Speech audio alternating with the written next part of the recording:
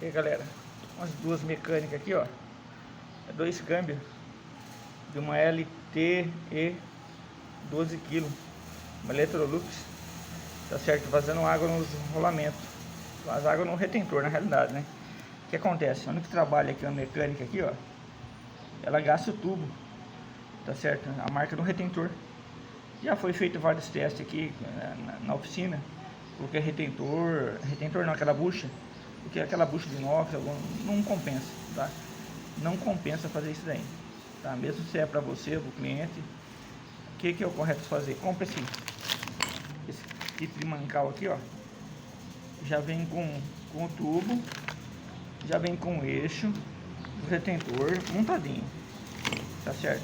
O correto disso aqui é sacar na prensa, tá certo? Eu vou postar um vídeo depois sacando ele na prensa. Como eu não tenho prensa aqui, eu vou num colega meu, tá certo? Né? Por esses dias Deus preparar, eu vou comprar uma prensinha pra mim aí, que é indispensável. Não adianta comprar aquele sacador.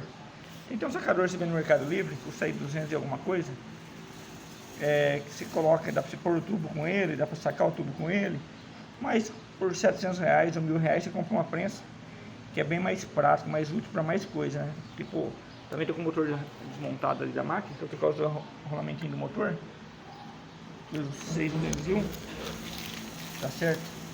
Então tá aí. Então compensa isso aqui, ó. Troca o tubo, já vem com o eixo, porque queira ou não queira, ó, o eixo já vai ficando marcado, tá? Esse é um outro que já tá desmontado, tá certo? Só falta sacar. Já vou sacar os dois, tá? Eu vou sacar os dois, as duas mecânicas, os dois câmbios, tá certo? Aí coloca os dois rolamentinhos novos, dá um chavetado, outro simples, retentor. Vou também trocar a trava. A outra parte aqui de dentro aqui tá top, as engrenagens de dentro aqui tá tudo top também, tá vendo? As engrenagens estão aqui, ó, tudo top. Tinha óleo dentro, não vazou óleo, nada, então vai ficar chique. Tá? Depois eu vou fazer um outro vídeo sacando o eixo, tá certo? Então eu vou trocar a ponta do conhecido como mancal, né?